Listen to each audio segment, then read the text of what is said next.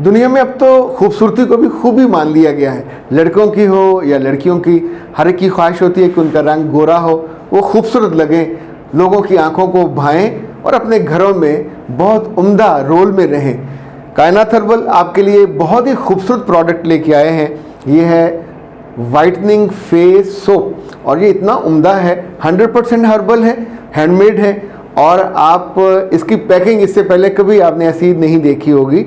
आप इसे अपने बैग में रख सकते हैं, दफ्तर ले जा सकते हैं, स्कूल ले जा सकते हैं, कॉलेज ले जा सकते हैं और मंगवाने का तरीका बहुत आसान है। 0341657826 एक कॉल कीजिए व्हाट्सएप पे और ऑर्डर दीजिए और साथ face mask, whitening face mask ये ज़रूर मंगवाइएगा। इट्स अ कॉम्बिनेशन, दोनों की पैकिंग भी उम्दा, इसका कलर मुख्तलिफ है, इसका कलर मुख्तलिफ है, लेकिन आपको खूबसूरत बनाता है और ये तोहफ़ा है कायनात हर्बल का। बिस्मिल्लाहिर्रहमानिर्रहीम। खातिन हज़रात, मैं हूँ अख्तर अब्बास और आप सबको मेरा सलाम पहुँचे। मिसेस करीम ने अपने बेटे का मसला बयान किया और वो 8-10 साल का बच्चा है, उसके पेट में कोई मसला रहा। बाज़ बच्चों के पेट में कीड़े होते हैं, बाज़ को उन्होंने जो शिकायत की, उन्होंने कहा कि उसकी आँखें भी येलो हुई हैं और यहाँ उसके मुस्तकिल हल्के पड़ गए। बाज़ दवाइयाँ और बाज़ दफ़ा आप किसी ऐसी बीमारी में जैसे यरकान है, बच्चा मुब्तला हो गया और आपने बाद में उसका डाइट का नहीं ख्याल किया तो फिर ये प्रॉब्लम हो जाता है। तो अब उसके लिए उन्होंने फिर डॉक्टर साहब से स्पेशल रिक्वेस्ट करके बनवाया जो सीरम है। और चूँकि डॉक्टर साहब वैसे भी डेजिग्नेटेड बनाती हैं कस्टमर, यानी ये कोई ड्रम भरा नहीं रखा हुआ होता बच्चे की उम्र और ज़रूरत के मुताबिक। तो जब मुझे पता चला तो मुझे इंटरेस्ट हुआ और मैंने फिर उसकी डिटेल पूछी तो पता चला कि डॉक्टर साहब ने उसको फिर सजेस्ट किया है कि आप इसके साथ गोल्डन स्मूदी उसको ज़रूर पिलाया करें और दूसरी फलों की भी स्मूदीज़ उसको सजेस्ट की कि अच्छा आप याद रखिएगा, जब भी आपके हल्के पड़ जाएँ, यहाँ पड़ जाएँ, ज़्यादा डार्क हों, गहरे हो जाएँ, तो ये किसी इंजेक्शन से या किसी क्रीम से ठीक नहीं होंगे, क्योंकि उनकी ख़राबी की वजह जिल्द के अंदर है। तो ये जो सीरम है, ऑर्गेनिक ब्यूटी सीरम, जब आप इसको लगाते हैं तो ये ऑयल अंदर एब्जॉर्ब होता है। ये कोई गोली नहीं है, इट्स अ टैबलेट नहीं है कि ये जाते ही जाके अंदर आग लगा दे और पूरे जितने उसके, अब मैं डिटेल में आपको क्या बताऊं कि नीचे क्या क्या है जिसकी वजह से वो डैमेज होता है। तो फिर आपके हल्के बनते हैं, छाइयाँ बनती हैं। हल्के छाइयाँ बनने में जितना वक्त लगता है, ठीक होने में भी उतना ही वक्त लगता है। पेट निकलने में जितना वक्त लगता है बाहर, पेट को वापस करने में भी उससे ज़्यादा वक्त लगता है। जितने लोग फिर अजीबोगरीब दवाइयाँ वर्जिशें करते हैं और उस सब के बाद अगर उन्होंने जल्दी से वज़न कम कर लिया तो उनकी जिल्दें लटक जाती हैं अलग से, और यहाँ से भी और पेट से भी, और वो इतनी भद्दी और बुरी लगती हैं और साइड इफ़ेक्ट्स भी कई सारे होते हैं। तो चीज़ों को नेचुरल अंदाज में जो ठीक होना और ठीक करवाना, ये पायदारी भी होती है, खूबसूरती भी होती है। अब कोई भी जो मेडिसिन आप यूज़ करते हैं केमिकल वाली, उसका इम्पेक्ट और होता है। जो नेचुरल चीज़ें हैं, हब से बनी होती हैं, ये आम तौर पे 40 दिन मिनिमम इनके लगते हैं चीज़ों को अंदर उसके इम्पेक्ट डालने के, चाहे आपका रंग हो, चाहे आपका मास्क हो।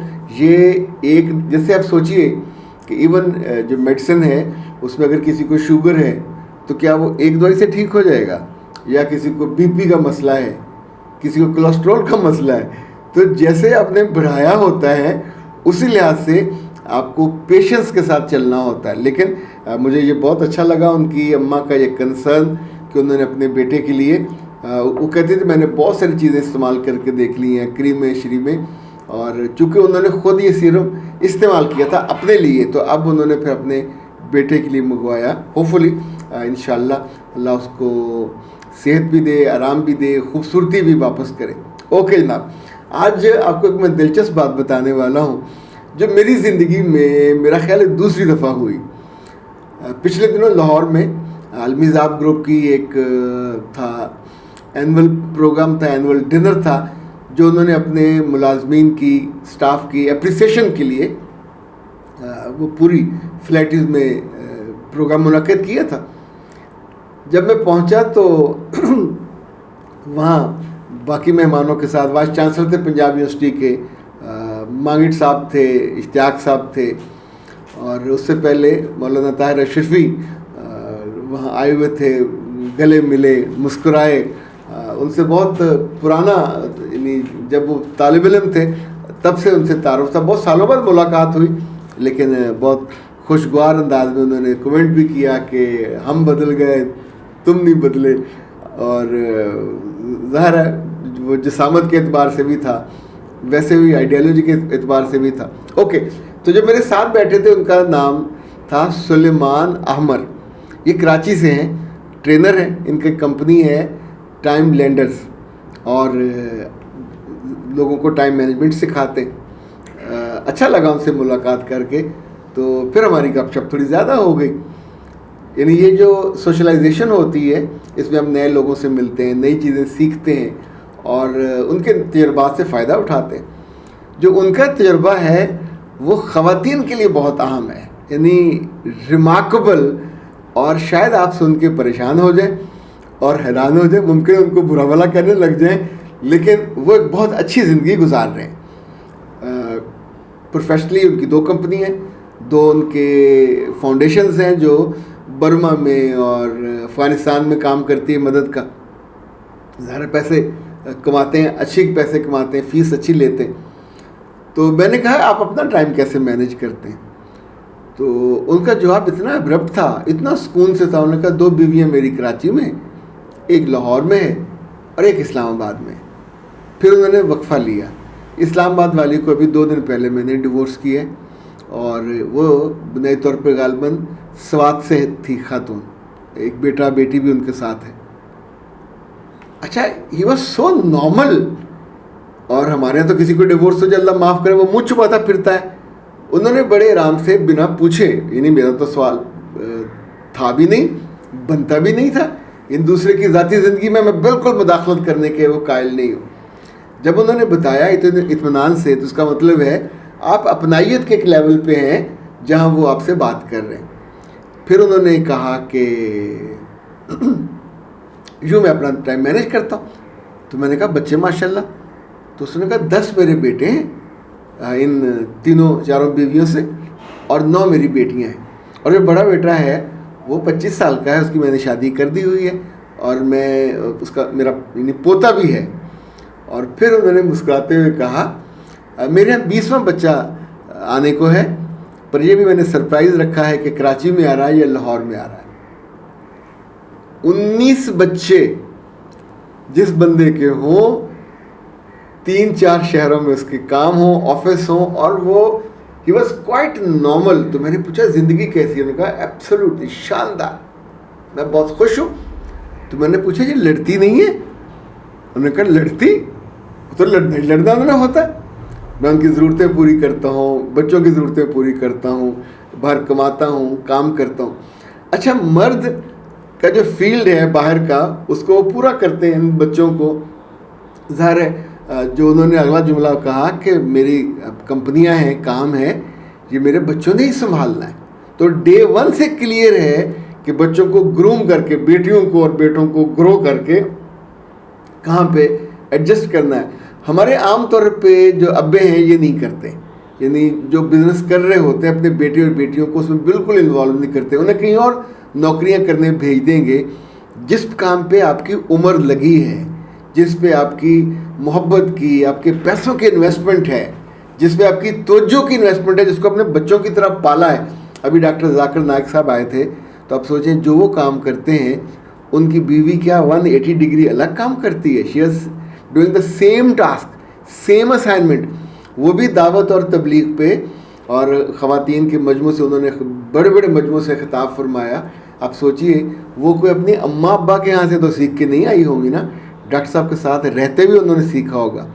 اسی طور پہ ڈاکٹر صاحب نے اپنے صاحبزادے کو تیار کیا. انہوں نے مختلف جگہوں پہ دروس دیے, تقاریر نہیں کی, لیکن ظاہر اپنے ابا کے ساتھ ان کو مینیج کرتا ہے, ان کے ساتھ ساتھ رہتا ہے, اور آنے والے 8-10 برسوں میں وہ بھی اپنے ابے جیسا ایک ابا بن جائے گا, اور اس کام کو یوں ایک کنٹینیوٹی ہو جائے گی.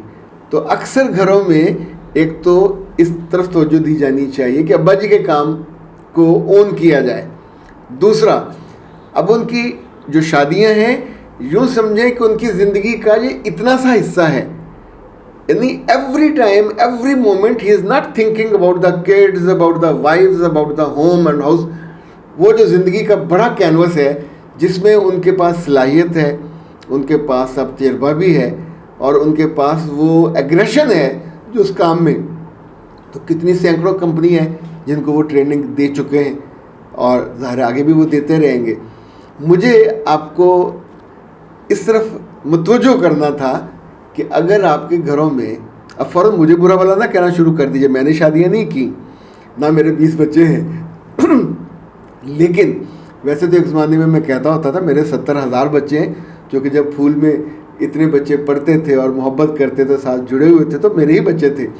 اور ایک زمانے میں یہ 70,000 سے بڑھ کے جب میں نے کشمیر کا پروجیکٹ کیا تو 1,05,000 بچہ یہ ہو گیا تھا جن سے براہ راست رابطہ ہمارا ہوتا تھا. لیکن یہ تو مانوی بچے ہیں، ان کے تو اصلی بچے ہیں. تو اگر ان کی بیویاں بھی عام عورتوں کی طرح ہر لمحے ان سے لڑتی رہیں، ڈیمانڈ کرتی رہیں، تو فلاں کے پاس 2 دن زیادہ کیوں رہے، اسلام آباد گئے ہوگے تو اسی کے پاس رہے ہوگے، بابا اس کی بیوی ہے اسی کے پاس رہے گا، آپ ہر لمحے اس کے بارے میں سوچتے رہو گے تو آپ کا دماغ خراب ہوگا. وہ تو وہاں اپنے کام سے گیا ہے، تو بیوی اس کو وہاں انٹرٹین بھی کرے گی، اس کو ہوسٹ بھی کرے گی، اس کے پاس وہ رہے گا بھی. باقی 3 ہفتے وہ اس بیوی کے پاس نہیں ہے. باقی کہاں ہے؟ اگر وہ بیوی یہی سوچتی رہے تو ظاہر ہے پھر فساد بھی ہوگا، لڑائی بھی ہوگی.